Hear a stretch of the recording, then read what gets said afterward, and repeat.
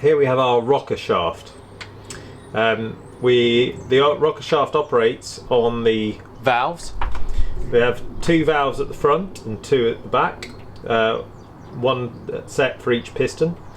The outer ones are exhaust outlet, and the inner 2 are our air and fuel mixture. We then have our rockers themselves, which are these shafts which go all the way down onto our tappets, which are these. Now this tappet is then operated by the cam. As the engine rotates, the cam, which is like an egg-shaped or pear-shaped lobe, rotates and pushes this up and down. And this pushes up and down. Inside here sits the actual rocker, which moves the rocker shaft up and down and operates the valves. So that's how that works. And what we need to do is what they call adjust the tappet. So we have threads in each of these 4, and we need to move that thread up and down to get the correct gap at our valve here. So it's like a valve clearance between the rocker shaft and the actual head of the valve. Now this is a 499cc engine, so the gap here that is 0.0059 of an inch or 0.15 of a millimeter. So I've got metric, so I'm going to be using 0.15 on a feeler gauge, and we're going to show you how to adjust these. So the first thing I'm going to do is we want to get top dead center on our first cylinder, the cylinder at the front. And in order to do that, we're going to need to turn the engine. So I've got here a 17mm socket. I'm going to put it on the pulley here on the this is dynamo, so put it on the end of the pulley, and we're going to rotate it. And as we rotate it, let me just change the camera angle for you. So as we rotate it, you'll see, hopefully, the valves going up and down. Now, we've just actuated the exhaust valve, which means that's opening on cylinder 1, and as it comes up, we want it just, so I've just started to see the inlet valve open, so we've gone slightly too far. We want to take that back marginally.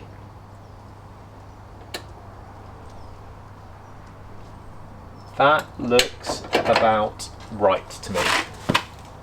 So those 2 are now closed, and this cylinder should be at top dead center. So I've got my feeler gauge. Let's just bring it into shot for you a second, see if we can get it to focus. There we go, 0.15. So it's quite a flimsy piece because it's going to be very, very small.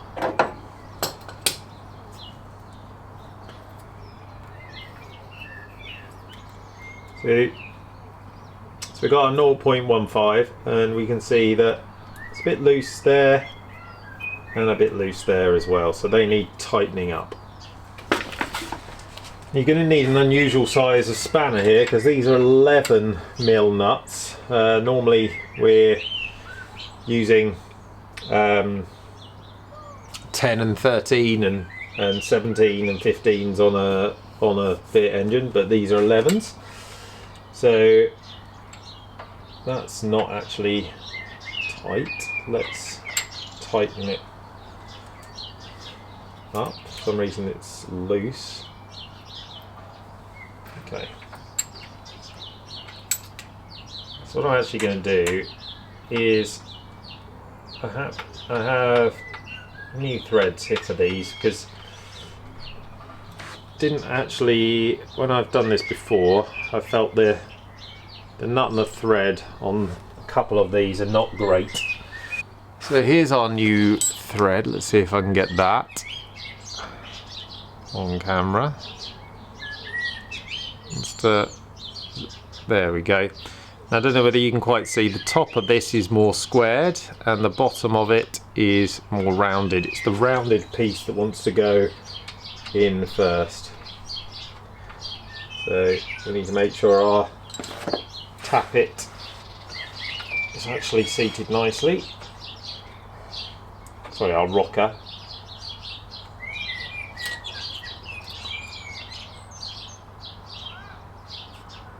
Okay. And we've also, with these, got new nuts,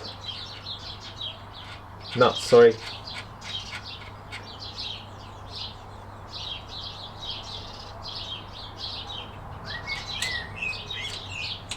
Right, that's actually perfect. So let's see if I can just tighten this up a bit. So what we do is we put on our screwdriver, we try and hold the tappet as still as possible,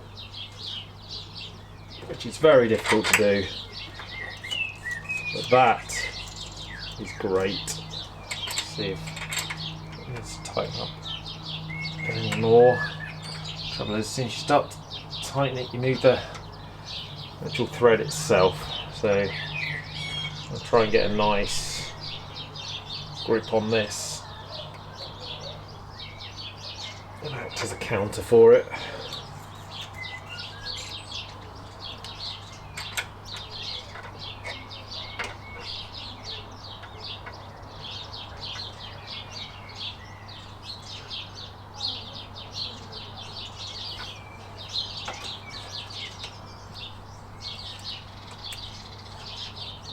That's nice action there.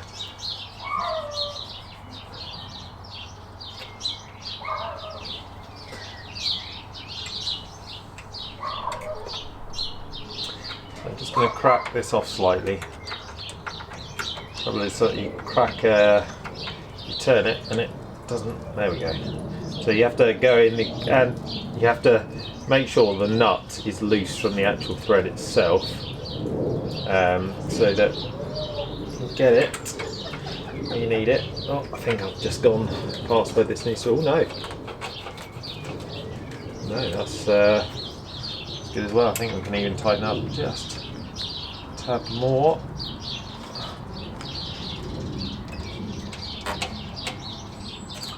Yeah. So that one's good now. So we need to turn the engine again, so that the cylinder 2 is top dead centre. So we're going to turn it again, so that's pushing down our first piston. Exhaust is going through on piston 2, and as we come back up, oh, we just started to see that start to open.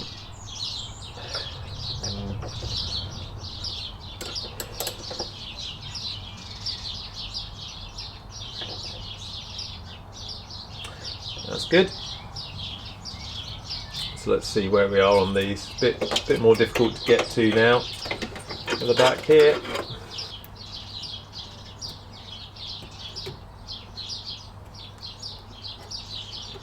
Okay, so this one's way too tight.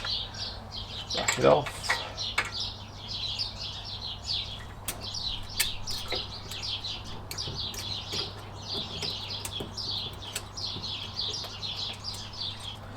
I'm going to replace this one as well.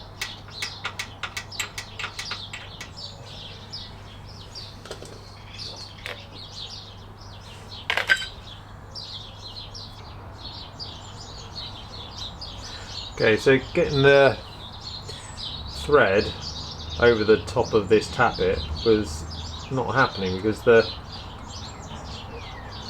just didn't want to go in nicely. So I've taken the nut up from the bottom of the thread, and that seems to have gone on nicely now. What I want to try and avoid is damaging the thread, because then that makes it so much harder to adjust.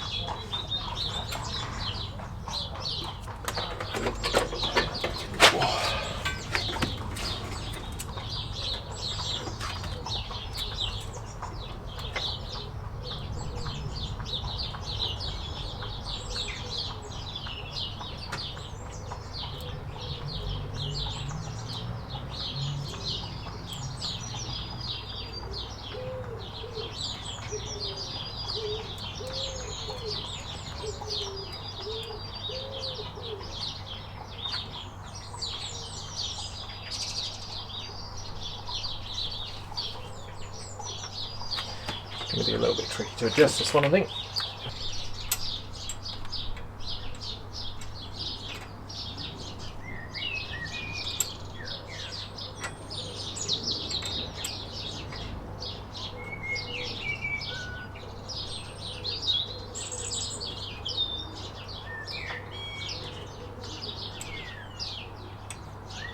Such fine margins here.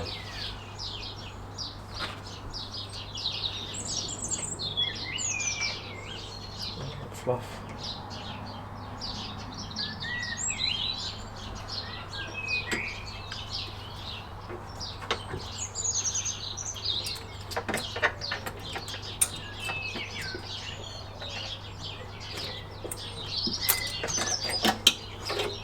Coming from this side.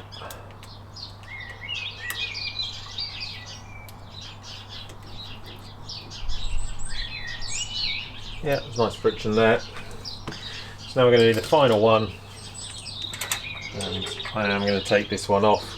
I'll show you the reason why.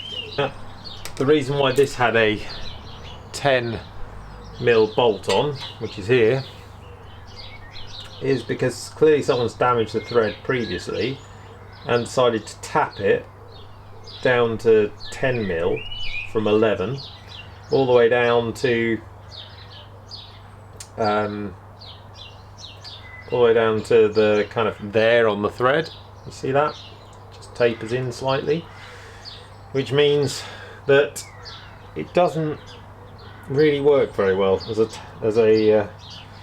to adjust the tappets. So don't understand, for the sake of couple of pounds, I guess someone was desperate and they didn't have the equipment they needed, but they did have the ability to tap a thread.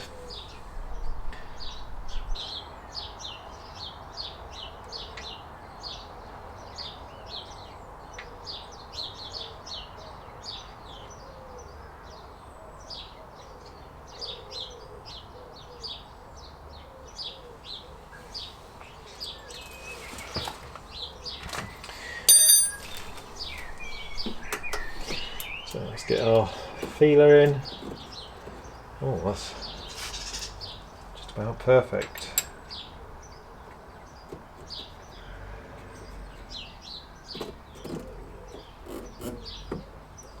Right, let's see if we can tighten it up without moving it here.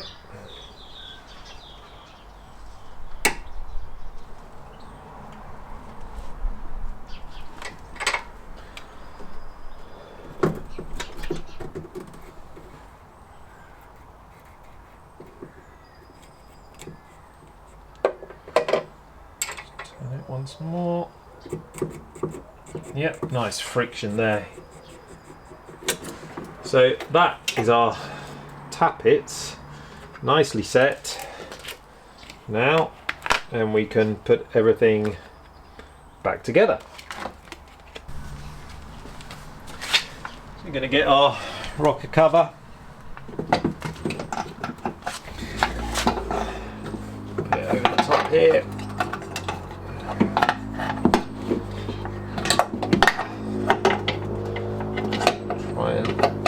Wiggle it until it drops nicely into place. There we go, good. Connect our breather hose so we don't forget that.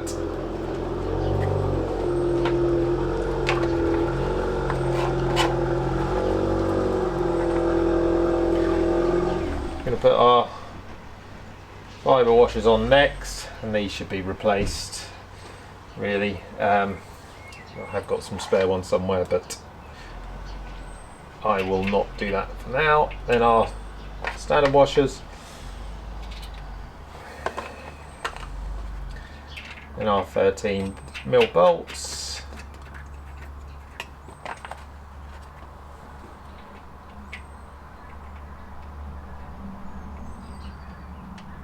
get the thread started on both of these.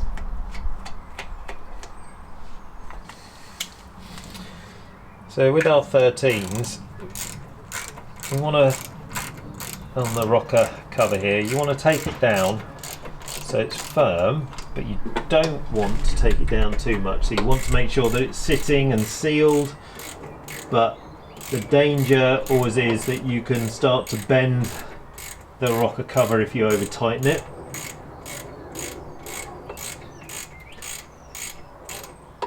So just feeling this is getting tight now.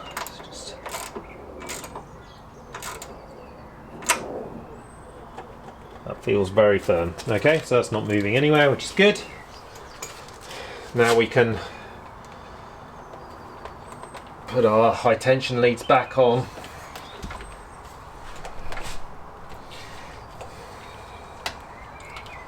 Cylinder 1.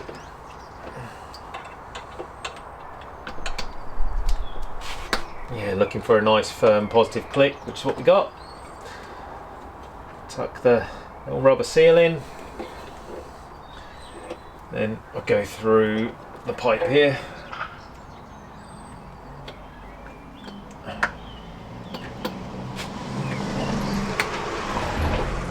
Nice positive click there. Try and feed this rubber seal in again. Make sure keeps the air circulation where it needs to be and no debris gets in there. There we go, I got it now. And then finally the coil, push that back on, and we should be ready to start.